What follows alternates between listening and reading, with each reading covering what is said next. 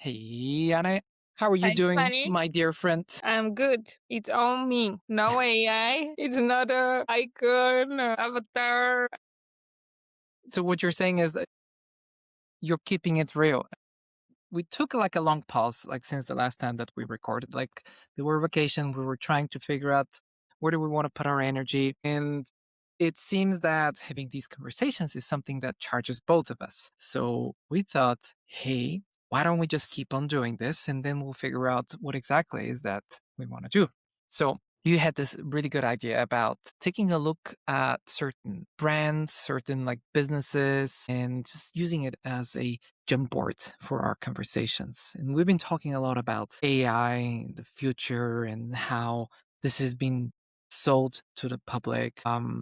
And you have like one company in mind, I have another one. So I would really love like to jump into that conversation and just probe our opinions, clash a little bit, get a little messy and just figure out what we're taking away from this. Let's go. Mm. Well, we left it off where we were talking about the utopian, dystopian future with AI.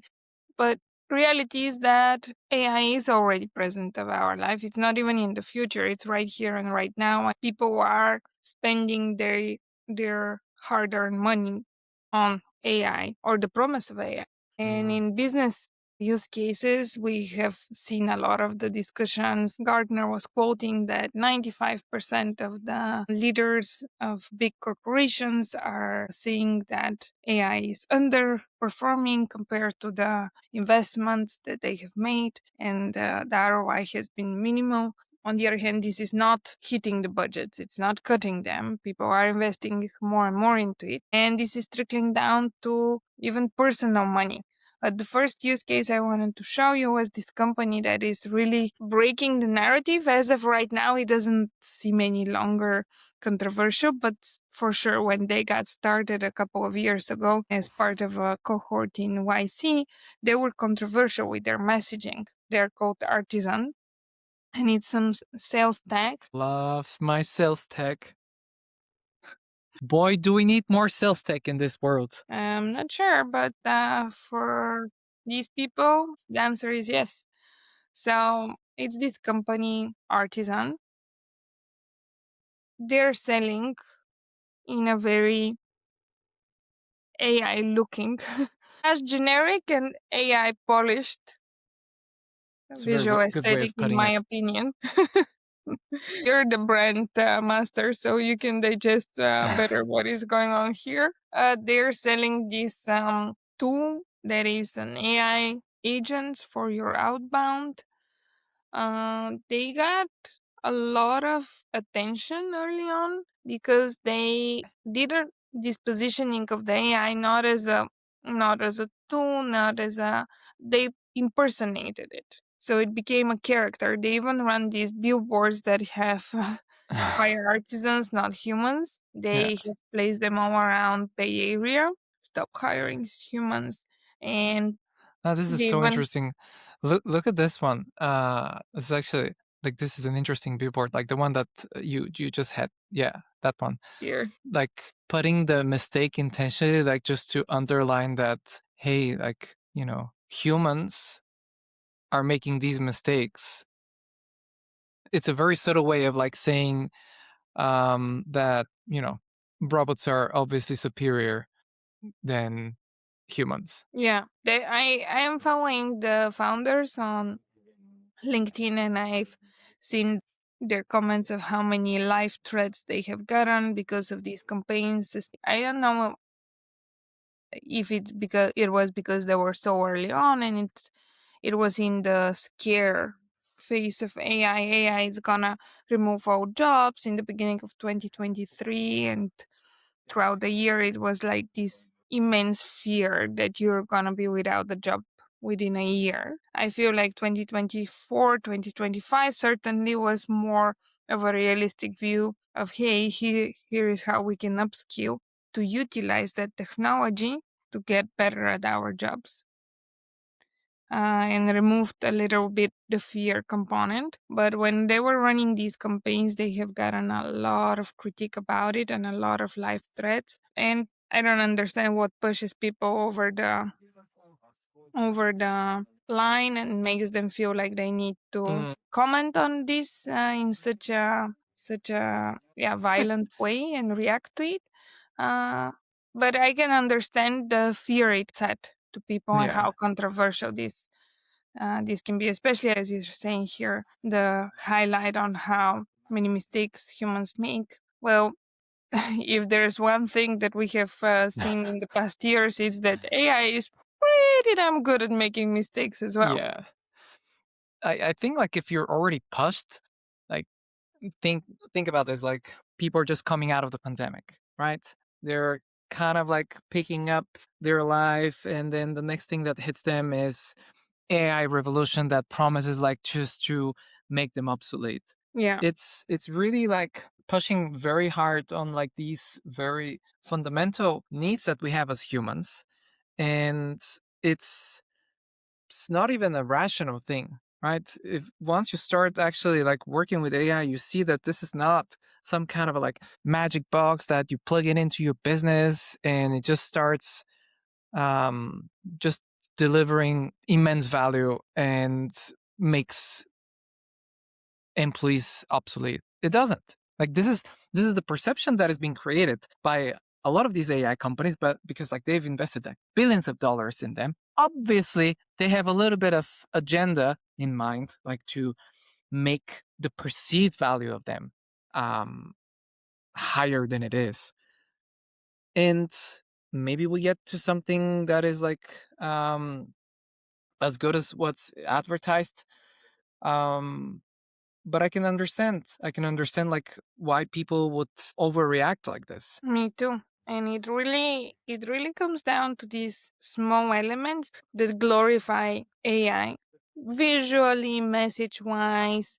Yeah. They make the human feel so small in the face of that now humanly looking but superior creature. Yeah, you can see like these are some like perfect like actually like it's so funny because like the next company I want is like to look at touches upon exactly like that visual appearance and how that affects our judgment.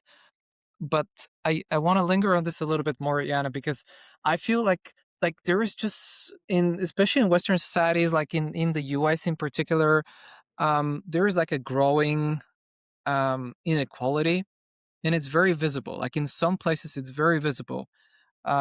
California, in particular, like if you go to San Francisco and LA, and when you see something like this, which is obviously for the benefit of the business, it just, I don't know about you, but it just touches something like very human inside of me.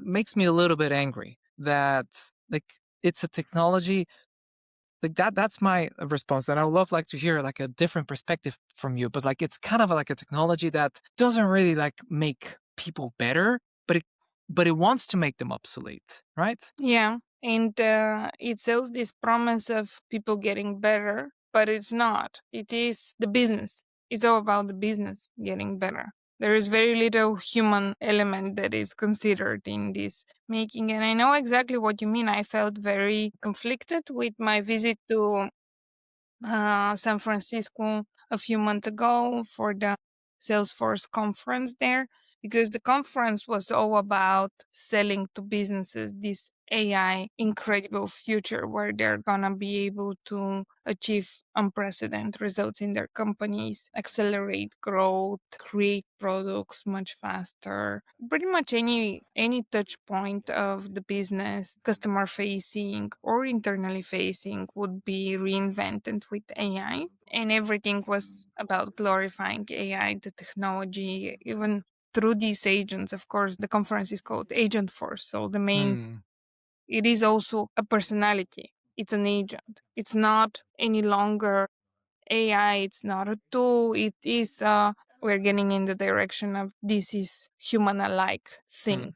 It has personality. But it also has a personality that you're in control of, which I think this is kind of like the appeal for a lot of like these people that are like buying that technology is that you're you know this is your force of agents, right? Like it's easier like when you're selling it as an agent because it's kind of like making it more tangible. So it's almost like you're buying people, but they don't get tired, they don't complain, they don't want any raises. You can control exactly their script, you can control like their personality, which turns a little bit like in some kind of a economics game where you're kind of acquiring like these tools and you build your company. And oftentimes like I think about like the people that build the technologies that shape our world, they're not the most sociable people, right? Like some of them are talking about connecting us and making us more connected, and I don't know what other PR shenanigans like they Yeah. come up with, but like it's not like you look at them and I don't feel that they have the best intention for humanity. And for me, like especially like when Meta came up with the metaverse, I felt like this was like some kind of a dystopia. It looked like a role-playing game, but like really with really bad graphics. And there was all this hype where you would buy real estate. Like it's a great investment to buy real estate in the metaverse. Everybody's going to be in the metaverse. And I look at this thing and I'm like, my goodness, like right now, that company is tracking what are the things I like, what are the things I don't like, what makes me angry. And they want to put me in a universe where they'll know my heart rate and what I look at, what I don't look at. And at this point, it's very well documented that they really don't have good intention for their users, right? So when these companies like come up like with that technology that is so obviously in benefit of the business and it's removing people and they advertise it boldly as you don't need people. You just need our, subordinate agents that will do the work for you. I don't know.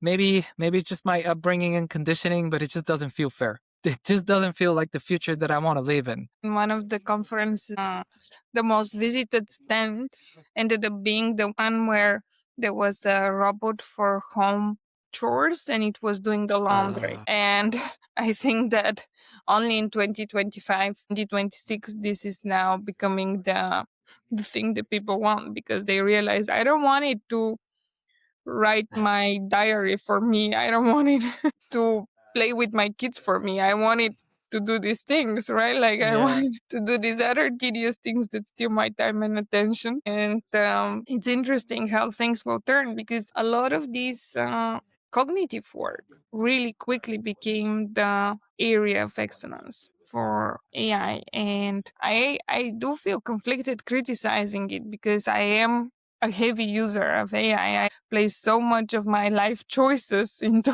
AI's hands. I literally ask it about everything. Yet when it gets this personality, as you say, it's a matter of branding, where they also make it look like a human, but also that perfect skin Mm. human. Perfect eyes, perfect glow, smile, and attitude. It just becomes too much. It just starts feeling alienating. In customer service, I would certainly prefer it compared to moody coffee barista that is very not service minded and is ready to offload their day's baggage on me. Yet, would we start removing too much of the friction in our day where we are actually going to human service coffee houses and places where we can get that friction because otherwise our days are just in this utopian Yeah. perfect attitude, perfect communication.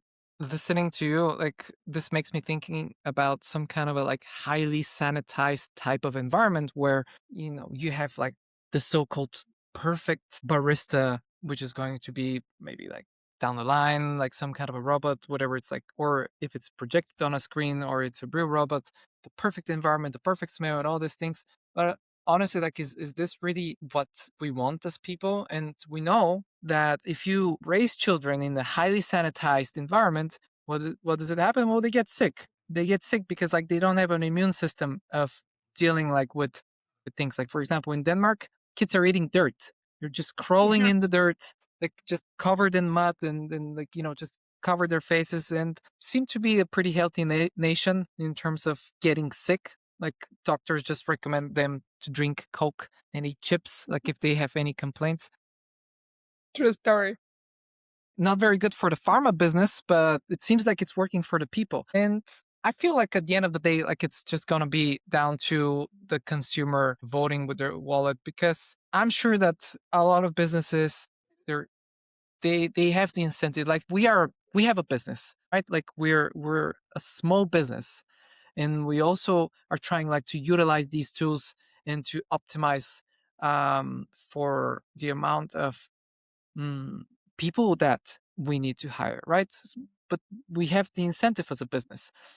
At the same time, I personally don't want to like live in a world where you have all this like software and robots that are doing all the work, and then like and there's like no people actually doing work. Yeah, interacting. Yeah. Yeah, it is. It's an interesting transition, and this is what really puzzled me about the experience with the conference, because they have put a lot of effort to do streets cleanup, which was essentially partnering up with the law enforcement in San Francisco and removing the homeless people from the area of the conference to a few streets away. My hotel ended up being on the side of where people were moved to. So I at all times had at least 20 to 30 people in front of my window, homeless, living in very severe conditions due to their mental health, due to the poverty, due to the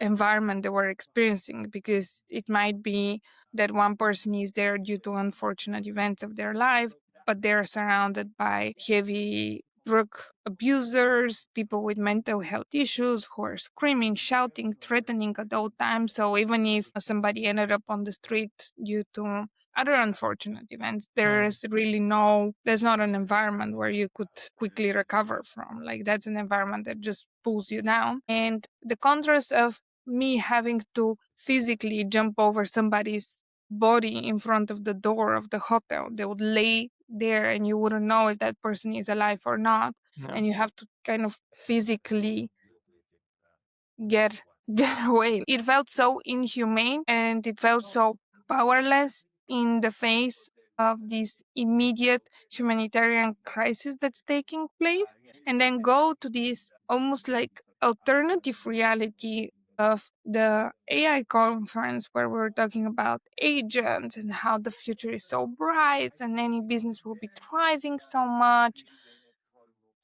Yet it becomes all about the business will be thriving. But then you're thinking, well, as an economy, we are dependent on people having jobs in order not to end up right there on the street. If we are optimizing so heavily for people not having jobs, what would happen to all these people? Mhm. And what do we do for the people who would end up there on the street? And I didn't have an answer or anything. I just felt that it is very, very, very hard moment, and we are gonna face it. Look, this is the view from my hotel. At Yeah. all times, there is all these people laying there. These are all their possessions in the bags. Um, they're doing drugs on the streets. You can see people injecting themselves. You can see people using the streets as a restroom. You can see children in that environment. Mm. um, you can see that people are actually no longer looking like people due to the drug abuse. They are very estranged. Some of them even wore masks on. That was very dehumanizing. So if AI starts having human characteristics and the humans on the street are in such a poverty, in such a condition, whether they're hiding themselves between the face of the drug abuse or they're hiding their face behind a Halloween mask, it felt like a reverse trend that's happening. AIs are becoming human, human are becoming, what are they Something else. becoming? They're becoming soulless. Well, like you're raising like a really good question, because a lot of like these like AI leaders, they're kind of like grazing like through those questions with just surface answers that it's just gonna be prosperity for everybody, and there will be just more for everyone. But in a society where like there is already like so much inequality, and there aren't like very effective means. Let's just face it, like there aren't very effective means of Closing the gap. closing the gap and moving wealth, because you have obviously you have like extremely wealthy people that the system benefits them in many ways, and what we see is like further accumulation of wealth. There is very little trickle down, and when you have like a technology like this that is promising like to eradicate like entry jobs, this is another problem. All right, like at this point, like we know that AI can't really like do the job for a senior developer, um or like people that really understand what they're doing, but like for entry level, like junior type of positions, like it's kind of like making the work of a person pretty obsolete. And then how would these people get the experience in order like to get to the next stage, right? I think I read somewhere that especially like with Lego, this was a big problem. So it is kind of like really raising the question of, well, if these technologies get so good and they really optimize and they make people obsolete, well, what will happen is that wealth will concentrate even more, like in the companies that are using them, and in the companies that are kind of, sourcing these technologies, like OpenAI and Anthropic and all this. And then what do we do?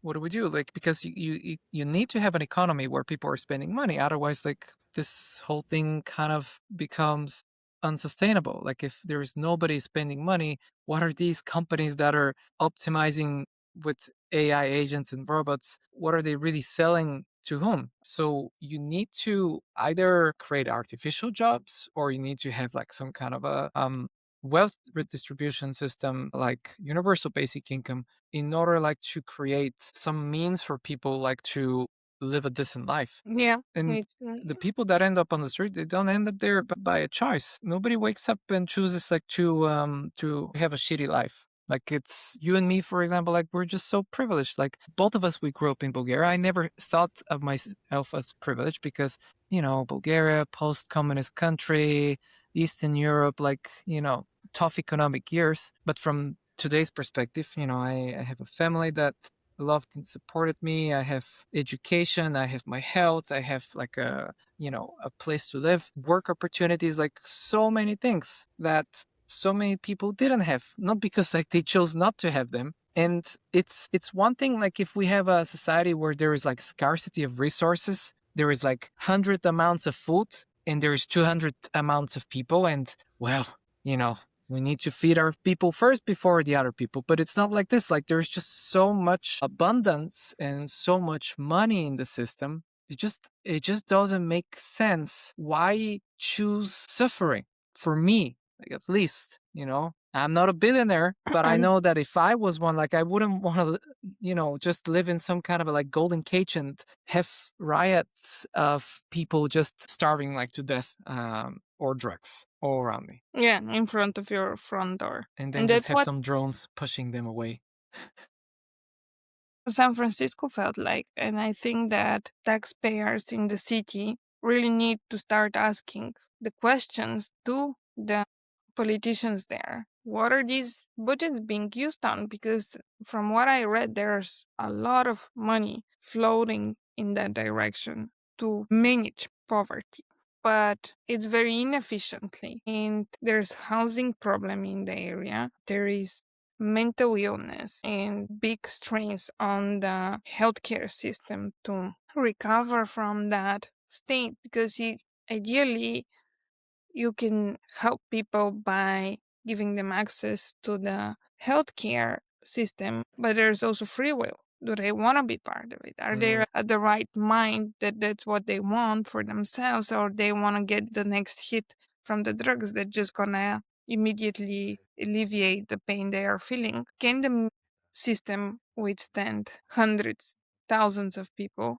From what I read, like there were around 8,000 people homeless in the region at the moment. That is not a terrible amount of people to take care of. Yet, if you truly need to do it in a way that doesn't just manage their poverty, and what I saw is like there are organizations that give them bottles of water because of the heat, Yeah. try to just take a very basic care of people to stay hydrated and not die on the street essentially. That's not solving the problem. So I think a lot of the budgets are going towards that. It's Just just mitigation. managing the situation, not improving the situation. It's a very complex problem.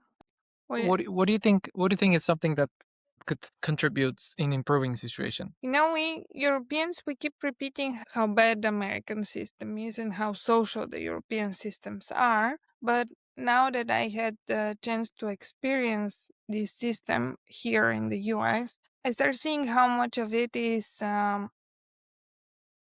just cliches that we're repeating because I don't know enough about the system. I don't know about the particular situations of people, but they have friends who are doctors that work with the Medicaid program, which is free healthcare for all citizens above 65 and under certain level of a budget. Very good doctors that work with the homeless population here in Miami, essentially.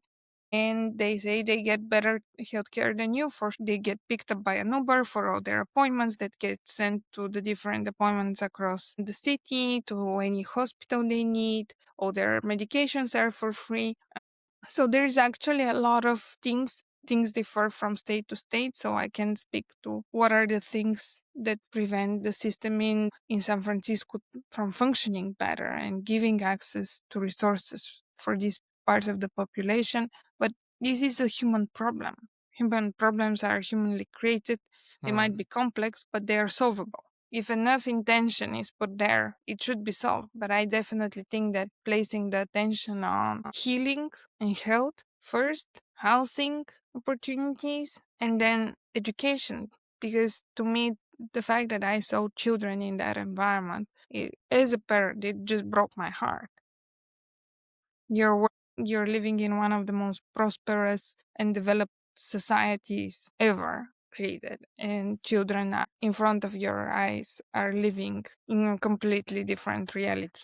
And if these children are not given a better start of their life, they will end up right there. From what we know about the conditioning of people and the ability to move in a society, the social mobility, it shows that if you're born like that, you will likely end up like that. And there are definitely problems that are immediate right here, right now, and only humans can solve for other humans because it requires certain level of empathy. You can utilize the technology of AI to look for optimizations, to analyze data at scale, to provide resources at scale, provide cheaper education, provide better analysis of their health data.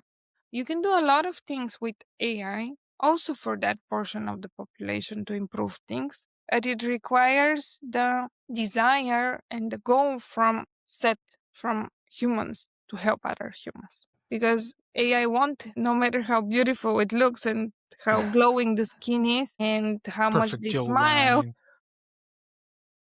perfect jawline, yes. No matter how much they look perfect, they will not wake up tomorrow thinking, poor humans, how are they doing? I know all their secrets. Let me help them out. That'd be actually like a very interesting like plot twist because a lot of people, the news and media, like they have the tendency like to look at AI just becoming rogue and figuring out that you know what the best way to deal with people is to terminate them.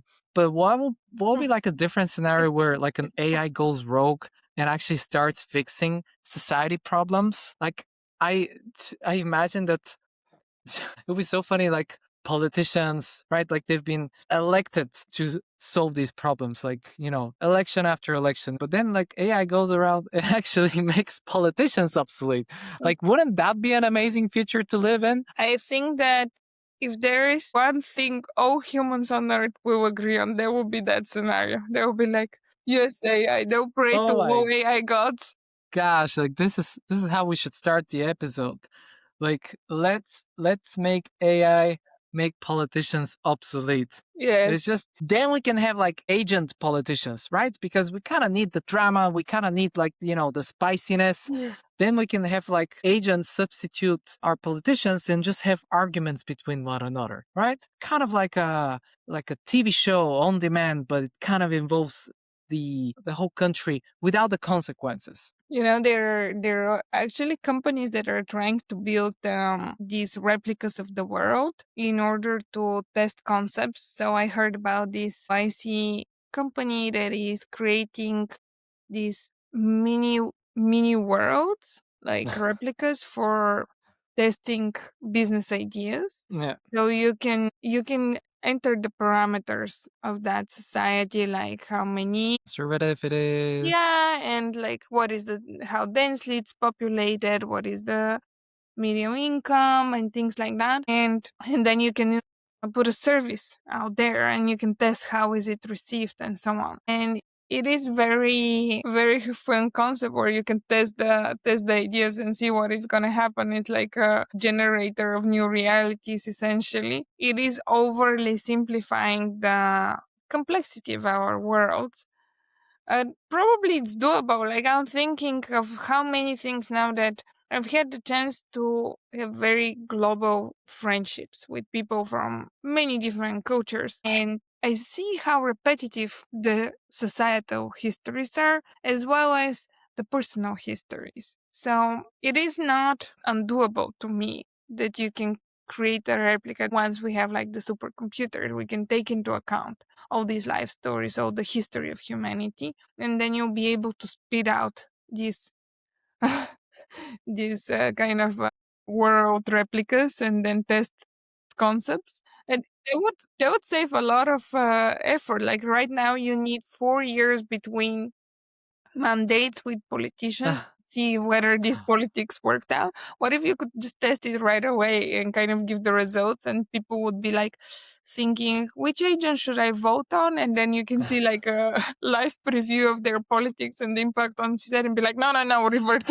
Yeah, I think that now listening to you describe this, like I wouldn't be surprised if we're actually one of these simulations in somebody's else's reality. So our world is just like a miniature version of their world, and they're testing out like some uh scenarios and politics, because it's starting like to look quite ridiculous like these past 10 years anyways.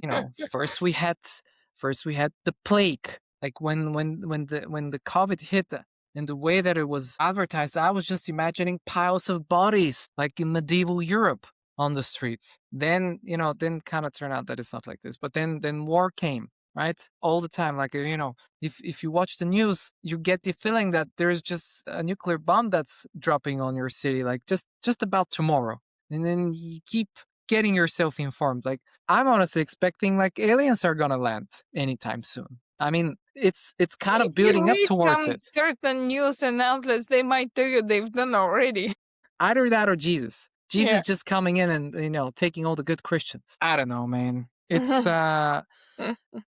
for me, like, it's just, I look at the world we live in, and I know that we're like, in a very privileged place, but I kind of think like, isn't there enough to go around for everybody? At least like with the food, like, don't we have enough food? Really, like, can we just solve that problem? Is it Yeah. like, am I being a communist for thinking that people in the world shouldn't starve? Yeah, or are you being just a human? Yeah. Yeah. Oh, that's a hard question. Well, we can always become better humans. I think the company you wanted to show me Yes. is about how do we become better humans. So maybe on the inside we're very conflicted and very rotten, Let but on me the outside we can look the perfect way. look polished. Wait, 2 seconds. Share screen. Entire screen. Okay, I reopen. It doesn't sound like you're calling in 2026, by the way, with No, this whole how do I click here or where do I open? I come from the past. I am born in the previous century, milady. So I came across like this company some time ago through How? Let's start with there. How did you came across that? Instagram. The great algorithm god thought that this is something of relevance to me, right? The great I gods of Instagram decided that you need to be blown up. yes, I to glow up without surgery. Like that's what they thought. Maybe it's just like my receding hair. Definitely not my jawline. Like that I've got under control. Yes. But the whole promise of this startup is that you can look better without surgery, and you're gonna have a better life, better career, better friendships, better love life. I mean, it's just like everything is just through the roof. Let's just see like before and after on some of these. You see, Yeah. average looking, and then you become like a Miss Universe. Let's see the guy. You know, you That's the same girl but with makeup. yeah. Well, that's makeup and different haircut. Yeah. All This right. is glow up without surgery. So this guy, right? This guy is just your average pub drinker, and then suddenly, babuya, He becomes he becomes a woman's object of desire. Okay. okay. So it's a very interesting, for me, like just from a design perspective, it's a very interesting way that they're packaging the whole thing because, Your appearance impacts your life in many ways. Higher yeah, like, salary. Wow. Easier job interviews. Bigger tips. More sales. right? So they're talking to a very wide audience, Um, and dating, swipe, second dates, desirable partners. isn't it crazy that they measure dating in more swipes? Yeah. Funnier. Attractive people are found funnier on video than in audio. Smarter. Attractive people are thought to be more intelligent. And then they have like some quotes of some research. Something like as long as like there is like some source, then it Yeah, becomes like. longer. Attractive people live longer. But look at this one. Attractive people live longer, perhaps partially due to the reasons above. There is also an I interesting one. really doubt that these people here in 2003 used a future produced document in 2024 to conduct the research. It's kind of taking into account what was said here to Yeah. produce theirs. Maybe somebody invented a time machine. I'm obviously not as good looking for this algorithm to be smart enough Well, to you can catch glow these up. mistakes. So I need a glow up for sure. the one under law is also interesting. If you go to the next one, Fewer fewer arrests, fewer convictions, and lighter sentences. Right. So initially, What when about I what happens if you're attractive and imprisonated? Is there any chapter about that? well, I don't know about chapters, but there's definitely a lot of Movies. movies about it. What happens when you are attractive in prison? So they kind of sell you on this that that they're gonna scan your face and they're gonna make like this specialized protocol just for you. How you're essentially What do going they to? do? I'm not sure. I am not sure. Like I admit that I haven't dig into it to understand what exactly that they're doing, but it's not very clear from a glance. But what I imagine is a combination of just some kind of facial exercises, maybe braces, because these are kind of things that move your facial muscles and jawline and all these things. And then of course, yeah, just hairstyle and makeup. Facial darts. So the interesting thing about this is like from a design perspective, how do they package this? This looks really high end, right? Like it looks very expensive, it looks very scientific, and it looks very high tech. So this is a very interesting combination because it combines like you see something that is desirable, like it just promises through science, right? To elevate your life. So initially I thought that this was so all these things like could be probably like they've used a lot of AI like to generate these things and like to come up with some of them. And probably like they're using AI in order like to run these evaluations, right? On how you look and how you could look. Because all these like portraits, they seem to be AI generated. Like these are not actual people. Mm-hmm. Maybe like they have used some real source images, but they have processed them in order like to achieve like that kind of a um, mm, coherent visual aesthetic.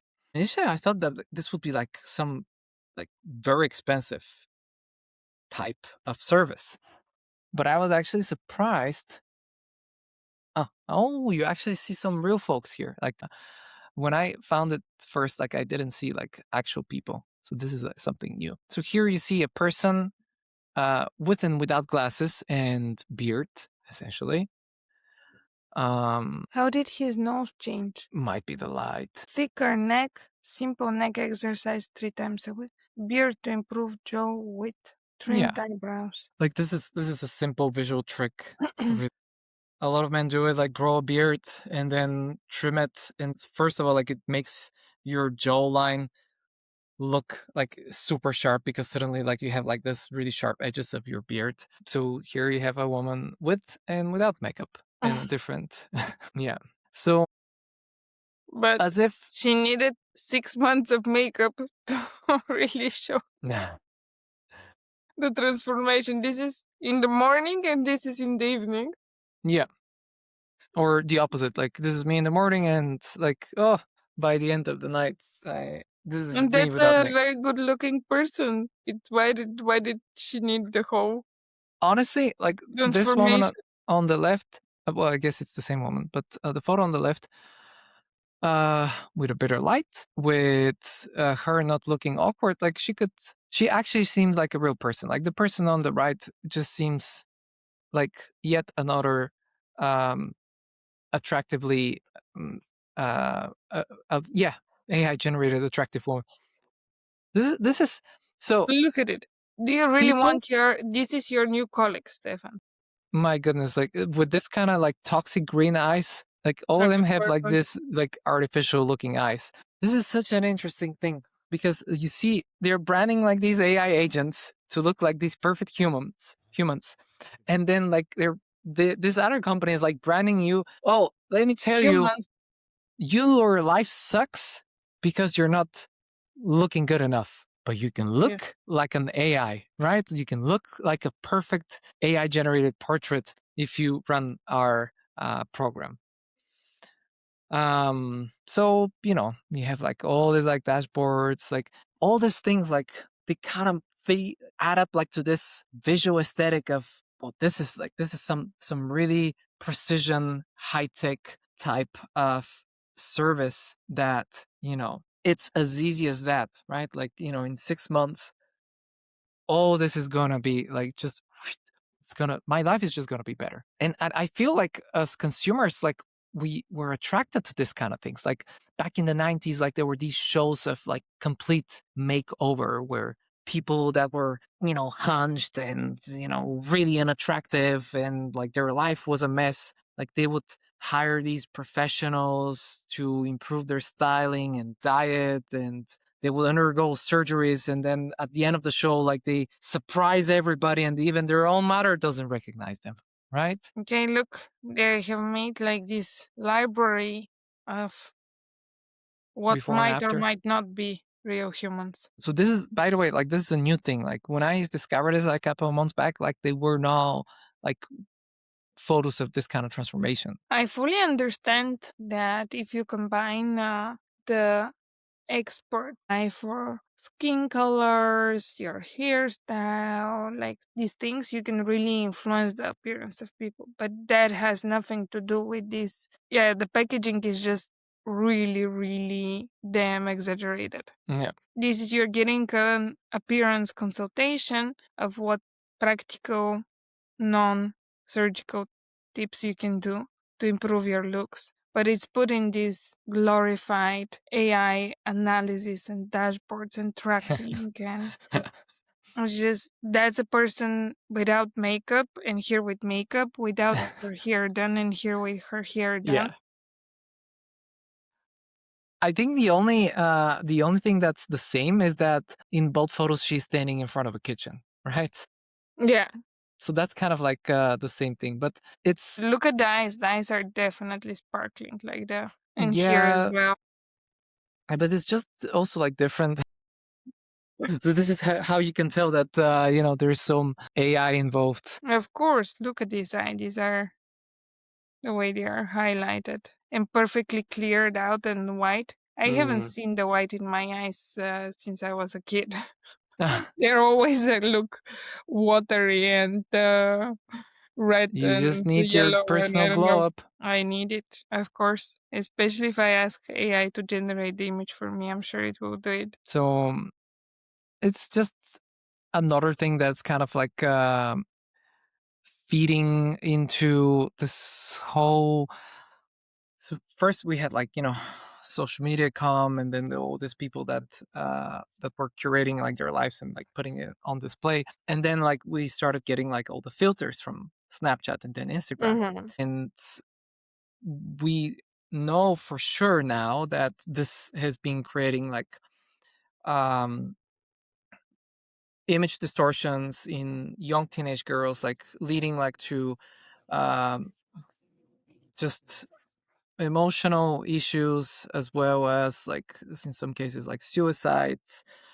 So here you have like something that is just tapping into this existing need, because I'm sure that for a lot of people they would look at this and genuinely believe that only if they were looking better, like they would have like a better life, right? And that's my critique, honestly, for this business. That I understand that it's an open market, and at the end of the day, like just the market and the consumer decides what should be there and what shouldn't. But it's just feeding into that insecurity in people, that they need to live up to a certain image in order like to have a good life. And we know that happiness is not something that comes from the outside. And we know that happiness, true happiness, is something that we can give one another inside of us. And we are the only people that can truly give ourselves the happiness and love and fulfillment that we're looking for. So it's packaged in such a way that it really sets the feeling that this is this high tech, sophisticated, medical, scientific type of solution that will just turn your life around. Yeah, it's like a magic wand. You saw these animations with arrows going from the before and after, like surrounding things, and it felt like you're just gonna connect to that future self and it will slowly materialize you. It takes time because they need to keep you on the subscription, so it's gonna take time for you to put the makeup on. Do you think it just happens like that 5 minutes in the morning? No. No, no, no. Then you're not gonna be retained customer for long enough. Hey, you also need the dashboard. You need the I need dashboard. the Like dash. probably like you're doing some neck exercises for the guys, and then you take a measurement tape and you're like, yeah, well, this is really getting there. I just saw it on the dashboard, dude. You just check out my dashboard. I got to like 90 centimeters of like neck girth. So I'm really getting there in attractiveness, right? Until you're just like this. Yeah. Who knows, Yane? Yeah. But how do you think we did on utopian versus the dystopian? I think we covered all the possible. We're like the modern humans that are conflicted with what's going on. On one hand, we're Yes. lovers of believers in everything that's happening and supporters and enablers and builders. And yet we are like, oh my God, but it's wild, wild west and it's probably going to be bad and hurtful and so on. That's what So, it's like to be human, yeah. to be having these conflicting you know emotions inside of us, and like the uncertainty about the future, and still choose like to get up and like have to believe that what, maybe, just maybe, like it could be better, and maybe I can like make something that could contribute for the better of the world. I feel like I'm honestly like fed up with LinkedIn. Like it's just every time I open LinkedIn, there are all these like successful people that are talking with this kind of pretend humility about how they got to their success. I want real people, and all this like LinkedIn bullshit is AI written anyways. I just want real people that are just having the same struggles as I have, so I can feel better about myself. Okay, I don't want to see perfect AI people that are having it figured out, or Alex Hormozy, that is, oh my god, like this guy is unbelievable. He had this statement that throughout every moment in history there has been slavery. The Romans had it, the Egyptians had it, the Americans had it. And if a slave can work 24/7, so can I. And that guy is just saying, you know what? I'm gonna be working like a slave. How can this person be a role model and just like propagate like this whole grindset culture of just working yourself to the death? To what end? It's not like you can take the money with you like in the next world. Like if that was the case, I would understand it. But you wouldn't need to, because the next AI company is gonna tell you that you're never gonna die. There we go. There you That go. definitely.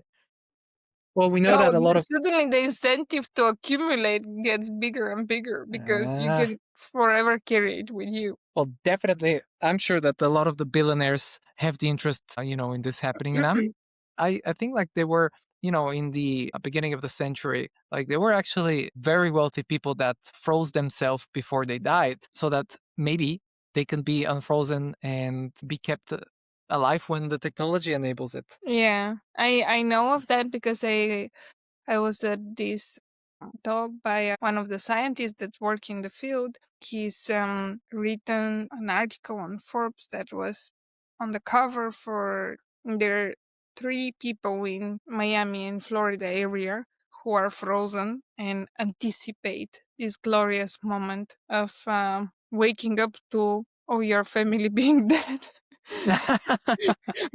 So you have no inheritance obligations and you have all the wealth for yourself. Imagine how great it must feel. Wonderful. Yeah, maybe Yeah. that was their way of escaping their wife. Like she was nagging them all the time, like, when are you gonna fix the house? Like, why did you have to marry you? Like, why couldn't you be better like John? Look at how generous he is. And he's like, you know what? I'm just gonna freeze myself and I'm gonna make sure that my assets are frozen with me. So I'm gonna wake up in 100 years.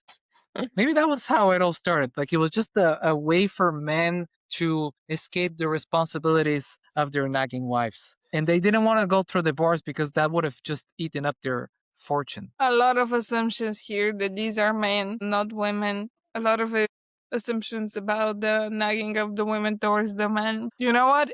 Could be a likely scenario. It's because like I think that men are more arrogant to believe. It's like several layers. So first of all, like they're more arrogant, like to believe that they're Their life somehow like matters so much that their life matters so much to the civilization that they need to continue. This is one thing.